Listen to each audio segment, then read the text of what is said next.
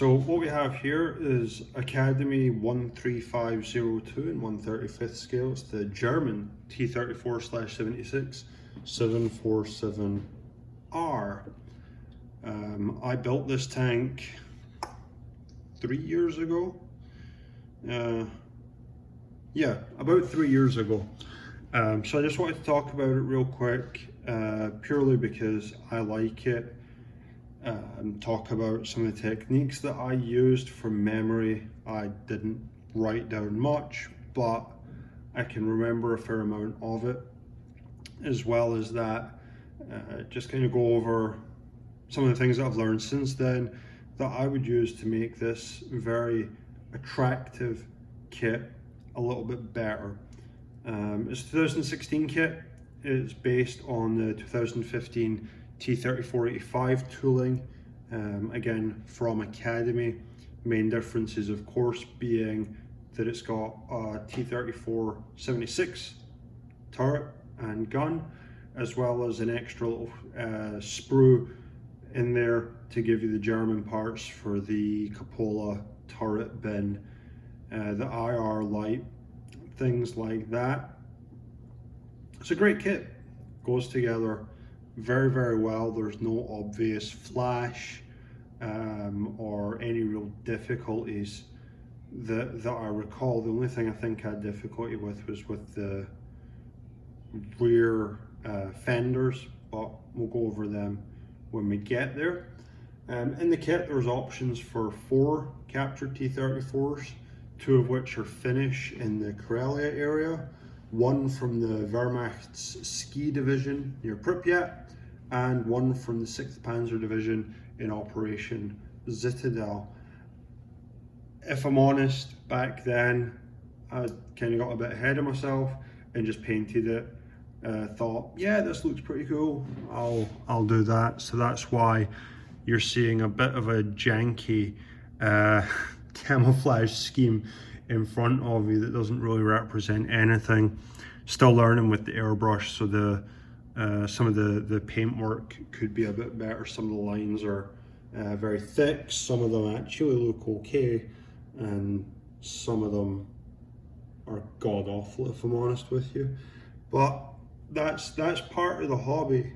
I don't think any of us really build models with the expectation that we're going to be Mig Jimenez or one of these guys straight off the bat. We're always learning. So whenever I finish a kit, I like to look back and say, okay, what did I learn from this?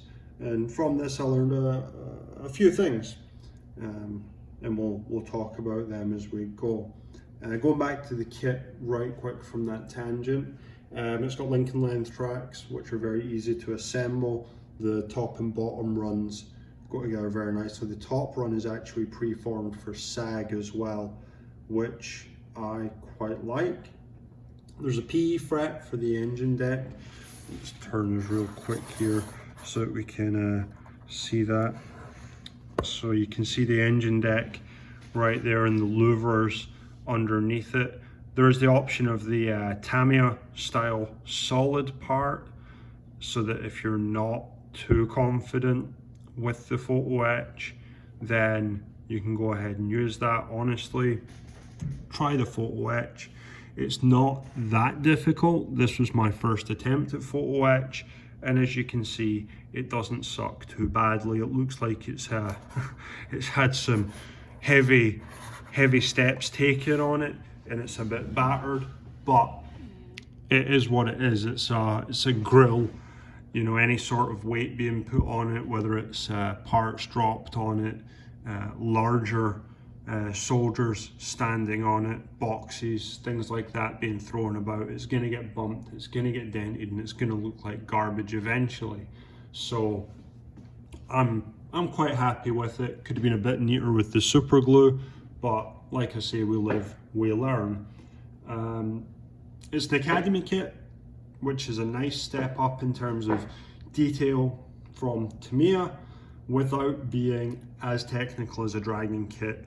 It's quite a happy middle ground in my humble opinion.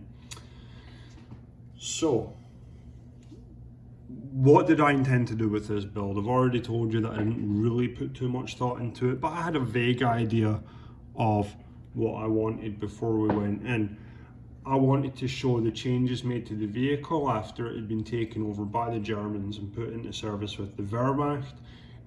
Hence, it shows the older style fuel tanks on the rear deck with heavy wear to the 4BO paint, because a lot of the pictures that I have of the T-34 are in black and white.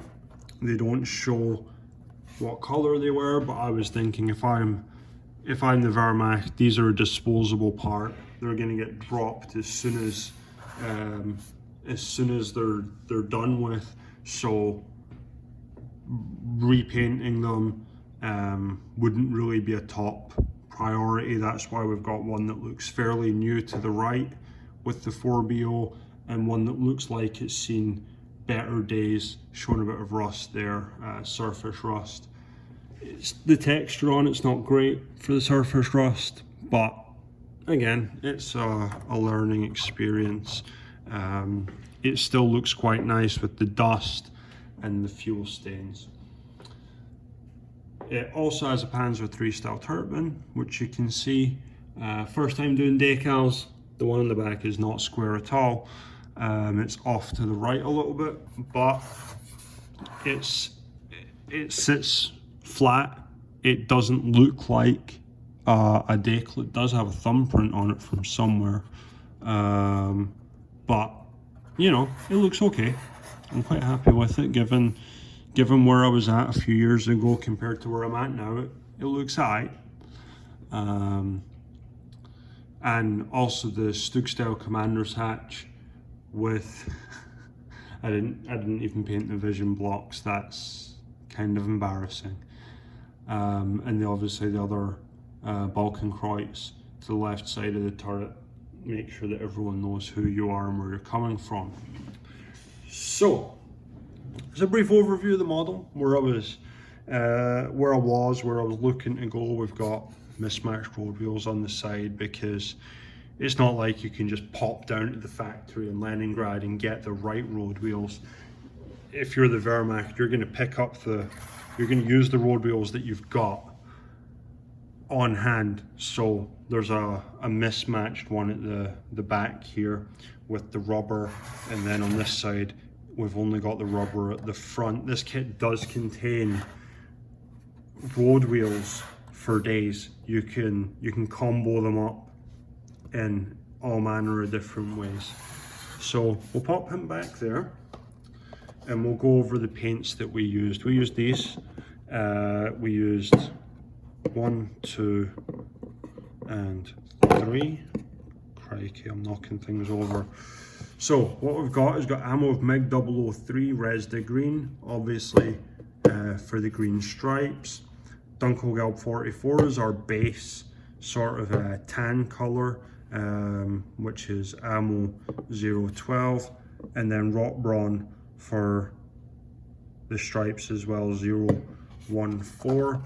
All of these coming from the late German camouflages, 1944 to 1945.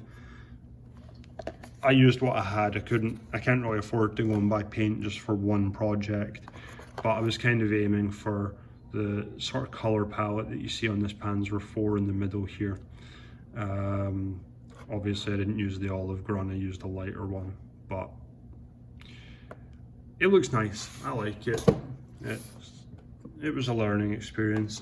The paints went down very well. I think this was at a stage where I still wasn't thinning airbrush paints particularly well, so probably clogged the needle more than once. But everything looks nice and smooth. There's no olive peel or anything, orange peel or anything like that.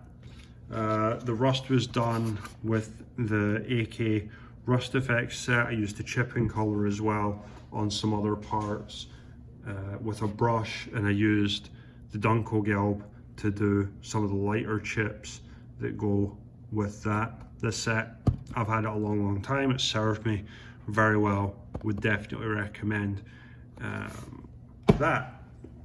The chipping effects on this guy back here, this fuel tank, I used Vallejo's chipping medium because it's what the local hobby shop had. So I used it. I've had varied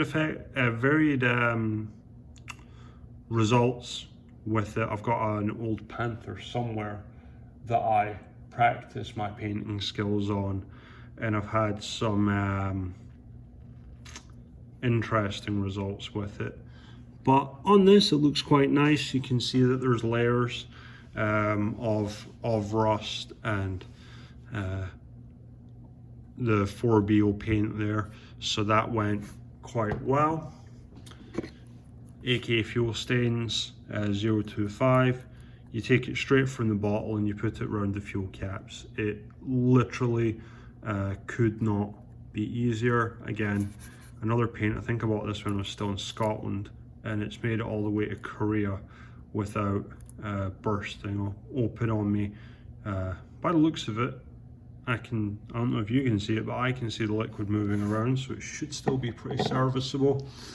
And then obviously MIG Europe Earth 3004, I think that is. Yep, 3004 for the final dusting, just to tie everything together. This is before I really knew about filters and washes and things like that. So I used this, and it did a good job of sort of unifying all the effects and pulling everything together. I did a bit of chipping up here on the Balkenkreuz and the turret, and it looks like it's come out very nicely. So here's a brief sort of after action report there on this kit. Whenever I see anyone online saying, I want to build a T-34, which one should I build? I always tell them this one, or one of the ones that comes out of the same series, because it's superior to the Tamiya offering. I might bring out the Tamiya offering. It was one of the first 1/35th scale tanks that I built, and I mean, it's not a bad kit, but this is just better, and the price point is kind of similar, if I'm being quite honest. So that's my thoughts, feelings and opinions on Academy number 13502, German T-34 76 747R. I hope you've enjoyed it, and I will hopefully catch you all again next time. Have a great rest of your day. Bye-bye.